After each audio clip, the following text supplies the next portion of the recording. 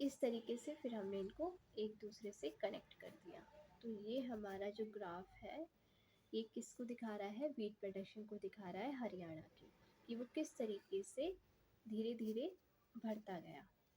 ठीक है, सो I hope आपको अच्छे से समझ आया होगा फर्स्ट इलस्ट्रेशन। इसके नेक्स्ट इलस्ट्रेशन जो टॉपिक है हमारा, मतलब टाइप है जो graphic presentation of time series का। ठीक है, इस टाइप के और इलस्ट्रेशंस और क्वेश्चंस हम आगे करेंगे। सो आई होप आपको अच्छे से समझ आया होगा। Thank you so much everyone, and always be happy and stay healthy and be positive, and may God bless you, and Radhe Radhe.